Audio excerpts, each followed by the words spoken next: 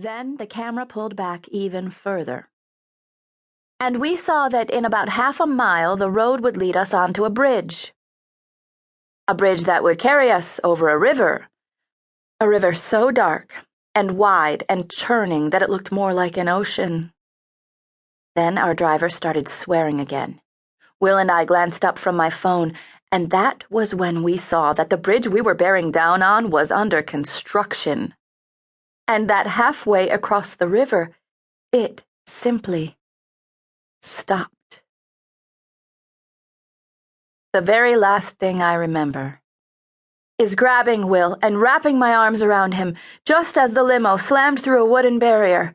Then that sick feeling you get from a sudden drop, and Will screaming, "To infinity and beyond!" After that, nothing. No memory of hitting the river. No memory of the icy black water filling my lungs. But I know it must have, because I'm dead. So what's it like to be dead? Well, the best part is that up here you don't have to worry about anything. In fact, you can't worry about anything, even when you try. I can't even worry about what happened to Will. So, mostly I just hang out on this comfy cloud couch in the sky. They get pretty cute with that cloud motif up here. Eating perfectly buttered, perfectly salted popcorn from a bowl that never gets empty, while watching EarthTube, which is sort of like a live streaming video of the whole world. If, for instance, I want to see what my BFFs, Crystal, Betty, and Madison, are up to, or if I want to find out if Ruby and Wyatt are still hooking up, all I have to do is whisper their names, then click this golden remote, and their lives come up like a movie on my screen. As though the entire planet is just one big, huge reality show, starring whoever I want it to star. It's heaven. Or at least, it's how I imagine heaven to be. Though I have no way of knowing what it's really like.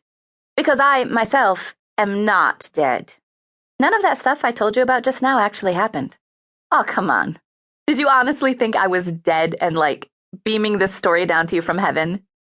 Then you're even easier to fool than I thought. Though I'm sorry I misled you. Really, I am. But once I get going, once I start reinventing reality and spinning it off in a whole new direction, it's damn near impossible for me to stop.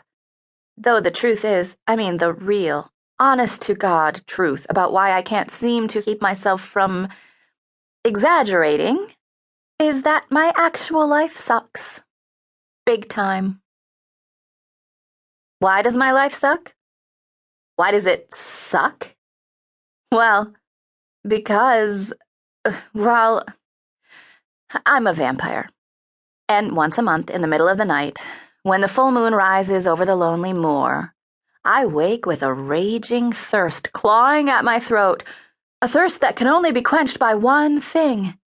So I rise up from my coffin and lurch out into the night to buy some Dr. Pepper. Sorry, I couldn't resist.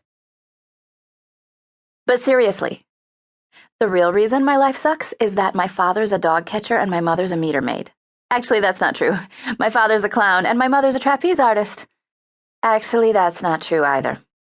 I don't have a clue who my father is, and my mother is a famous movie star. Actually, that is true, though I wouldn't blame you if you didn't believe me. Because, as you might have noticed, I like to stretch the truth a bit. I like to enhance, embroider, embellish. I guess what I'm trying to say is this. I am a big, fat liar. Lying's what I do. I'm sort of known for it. The kids at school even have a joke about me. How can you tell if Colette is lying? Her mouth is open. In fact, I'm what your English teacher calls an unreliable narrator. And I'm what Crystal, Betty, and Madison call an unreliable friend. They call me much worse than that, actually. Though only when one of my lies backfires and nearly gets us all expelled or arrested or something, but that hardly ever happens, because I'm just so darn good at it. Or, as my mother's fond of saying,